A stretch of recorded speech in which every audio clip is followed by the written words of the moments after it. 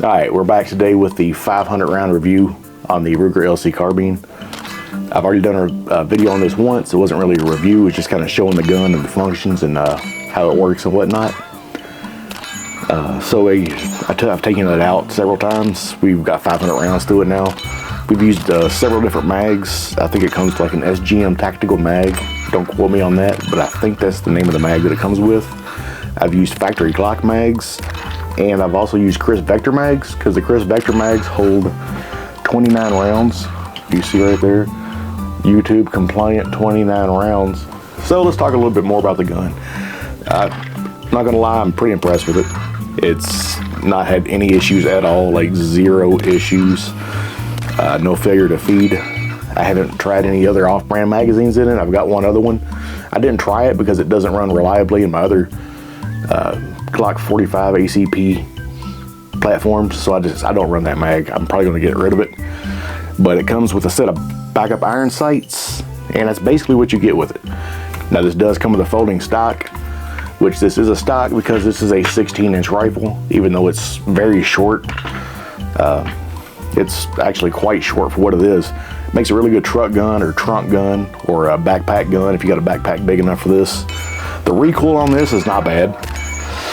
I've shot it unsuppressed and we've shot it suppressed. I used the Liberty Cosmic can that I now have on my Chris Vector. We'll be doing a review on that later. But it cycled flawlessly with a can on it. And I was able to reload some rounds using a different powder than I normally use. It was really able to get the gun a lot quieter. So I'm going to do another video on that later on how to load your own ammo for a suppressed gun, and it really helps to keep the stuff from flying out of the chamber and getting you in the face. I will say the rounds I loaded up with my normal powder, which is CFE pistol, I know it's not a gas gun, but I was getting gassed up so bad in my face, like it was just burning my eyes. I mean, my eyes were, I was at my buddy's house and he's like, dude, your eyes are blood red. I felt like, I mean, it was just, I was damn near crying after shooting. I think I was shooting the Chris Vector mags, and I had just finished like 2 mags suppressed. So those, 29 round mags, 2 of those, my eyes were, I mean, they were just burning. So the 3rd mag, I think I ended up changing out and shooting right-handed, and I was still getting gassed up pretty good. Then I switched to the other rounds that I'd reloaded. Not only are they quieter, they produce less fumes coming out of the back of the gun. I was able to shoot those I was able to shoot those left-handed like I normally do, and I had nothing, like no issues at all. It wasn't burning my eyes. I wasn't getting hit in the face with anything. So like I said, we're going to do a powder test, and I'm going to show you guys the difference between different powders you can use and how to suppress one of these without having your face getting gassed up and getting hit in the face with unburnt powder. I do have the Holosun. It's the 503 CU on this. It's a red dot, circle dot. I do prefer circle dots. It's easier for me to pick those up than just a single dot. It's got the little solar panel on top. Got a Streamlight light on it, and I've got I think it's a BCM foregrip that I kind of open that slot up so I can get the cable through. That way it's not in the way. Now the gun is unloaded. I can't charge it right now because the way it's locked up in the way I got locked up in my tripod. So she's not going to charge, but it is unloaded. You can see there the hammer's already forward. Now the length of pull on this is very short. I'll move this over a little bit. So if you got this completely collapsed and it's out, I mean, you got a very short length of pull, and it's kind of hard to pull in. So I usually run it right about there. See, right about there is where I usually run it at. And it's still a short length of pull, but it's usable. Like I say, it folds. You can leave it extended. It still folds just fine, stores just fine. And when you move this over, it does stay. If you bump it enough, it will flip over, but to unlock it, you got to push the button, and to just swing it back over, you just hit it, and it locks in place very easy. And also the muzzle energy on this, I can already tell just by the way this thing slaps steel and the way it's swinging the targets. This has a lot more muzzle energy than a handgun due to the longer barrel. That's another test I want to do also in a future video. I want to show the difference between a pistol 45 ACP and a rifle 45 ACP with the exact same ammo, just to show that the increase in velocity that you get with a longer barrel. It's going to be an interesting video because I'm curious myself, but I'm telling you, the way this thing was slapping steel, it's got some nuts. Now the magazines do load into the grip, so that really helps keep the gun compact. Like I say, the Chris Vector mags, they lock right in. That mag is loaded. We didn't chamber it, so it's still safe. Like, one thing I will say about this, I will preface this by, depending on which state you're in, I know in my state, I can't have this loaded in my car because it's a rifle. If it's a pistol, you can keep it loaded, but this being a rifle, I would not keep this loaded in your car, just as a reminder. You know, even though it is short and compact, if you do have it in a bag, make sure it's not loaded, just in case you get pulled over. You don't want to get in any trouble for that, because it seems like they're really looking for reasons to incriminate people right now. Just to go over the functions of the gun again, it does have an ambi safety on it. You have a safety on both sides. Your mag catch, or sorry, your bolt catch is right here. So you just push it up to lock your bolt back. And to unlock the bolt, you can either flip that, or you can come over here and there's a button on the corner. You hit that and it runs your bolt forward and you're ready to go again. And the barrel is threaded 578 by 28, which is kind of a bastard thread pitch. You don't see a whole lot of that. I know the CMMG Banshee and the that new Descent has the same thread pitch for the barrel. And as far as being quiet, being a suppressor host, it was really good. Like I said, you want to try out different ammo to see which one is going to be less gassy. You shooting it suppressed, because you do get a lot of shit out of the port.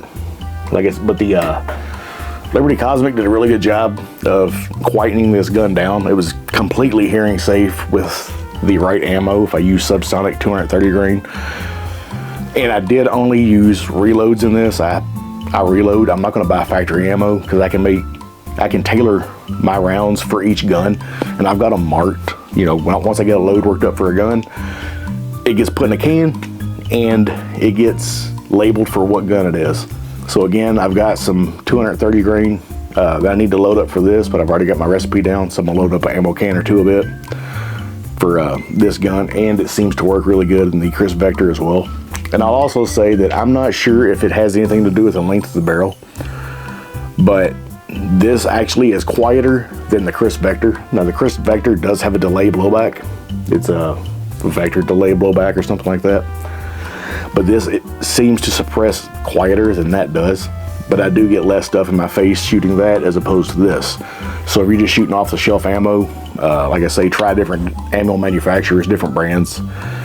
And if you are interested in a way to load for this to keep the shit from blowing back in your face and getting gassed up, go ahead and subscribe to the channel. I'm going to make a video on that here in the next month or so, hopefully. I got some other stuff I got to do first, but I do want to make a video on how to make this suppress well. I usually have an issue with Ruger. I've had to send back quite a few Ruger guns. I had terrible luck with the SFAR. I bought 2 of them. I'll never buy another one. It was probably the worst 308 that I've ever owned. But this has really got me excited again for what Ruger might possibly come out with. I would love to see them make a Charger version of this, like I said in the first video, to have the short barrel where it would possibly be like, this big plus whatever brace you want to put on it. And she does have M-lock slots on the sides. That's how I got my light mounted on this. I just put a piece of rail section on it, mounted the light to it, and I've got the standard Streamlight mount that comes with this. It's not zip tied or anything. But yeah, so far, like I said, I've only got 500 rounds through it. I know that's not a be-all end-all test, and there's very few reviews on this at the moment. I like to see what other people's reactions are with this and how they're getting the groups they're getting, because this thing does group very well. It shoots very, very well. I haven't taken it out to 100 yards yet, but I don't see an issue once I've find my point of impact, being able to repeat those shots. But I would like to hear from you guys if you do have one of these, because I really want to know how you like it, because so far I'm very happy with this. It's a very, very good gun, very well built. Seems solid. It's got minimal plastic parts on it. I almost said plastical. Freaking dumbass. Now the top rail on this, if you wanted to put a PEC on it or whatnot, if you want to put a PEC on this and run it suppressed for maybe a closer range hog gun, that might be great. But if you're running the PEC on this, you might not have an issue at all keeping 0, because this handguard is really, really locked onto the gun. So, like I say, if you do run something like that, let me know in the comments, because I'm really curious. This seems to be just a super well-built rifle. Super excited with it.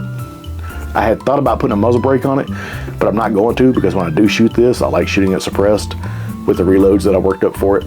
But if you guys got any questions about this, man, drop them in the comments and I'll try my damnedest to answer. Now, the overall length of this gun, we got a tape measure here. From the very back of it to the front is about 22.5 inches folded. So if you got a backpack that's 22.5 inches, this would fit in there very, very well. Like I say, it's less than 23 inches front to back. And with the stock out and all the way in, you're looking at about 28.5. With the stock extended, you're looking about 30.5 inches.